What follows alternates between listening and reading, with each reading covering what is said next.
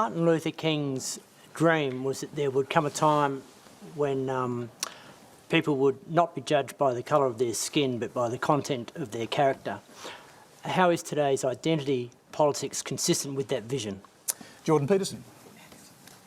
Well, I don't think it's consistent with that vision at all. I mean, the problem I have with identity politics as a mode of philosophical apprehension is that it's predicated on the idea that the appropriate way to classify people is by their group identity, in whatever fragmentary formulation that might take, in the multiplicity of ways that people can be divided into groups.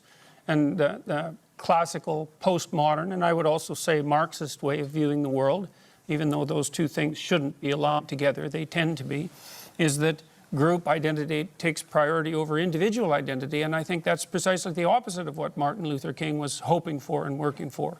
And I think it's unbelievably dangerous, because partly because when you assume that people should primarily be identified by their group, then you can also attribute group guilt to them by their group.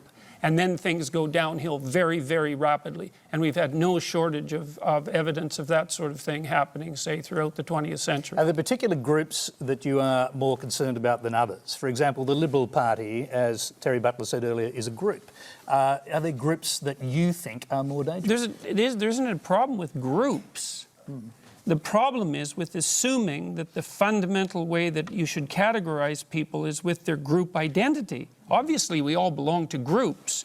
The issue is whether or not the individual identity is primary and the group identity is secondary, or the group identity is primary and the individual identity is secondary. If you're a proponent, for example, of equality of outcome, of quotas, then you de facto accept the proposition that it's the group identity that is primary, and there's all sorts of dangers that are associated with that that far outweigh whatever good you're likely to do. Okay, well, maybe you're just... Go ahead.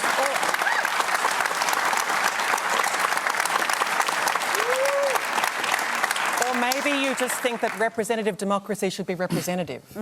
Maybe you just think that women should be equally represented in the decision-making fora of our nation. Maybe that's really just about having proper equality in a body that's meant to be representative. Well, I do believe that women should have... I don't understand your question, I guess. I guess you don't. That's pretty obvious, unfortunately. Well, how about if you phrase it more clearly, instead of just insulting me? Look at it this way. Let's talk about quotas for a minute. So there's a very wide array of jobs that are fundamentally done by men. So, for example, Member of Parliament, 99.9% of sorry, bricklayers... Alex, I'm going to stop sledging you now, I promise. I'm happy to give my minute to Jordan. 99.9% of bricklayers are men. Should we have quotas for women? Is bricklaying representative democracy?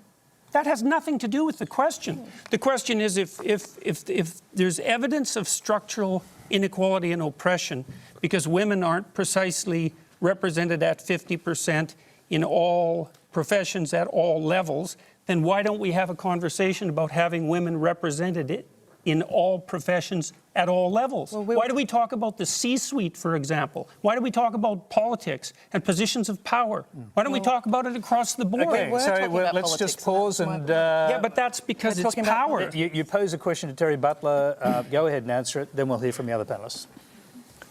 His question to me? Well, yeah, if you'd like to answer the question about bricklayers. There's nothing wrong with bricklayers. Why there are no quotas in bricklayers. Of course there's not.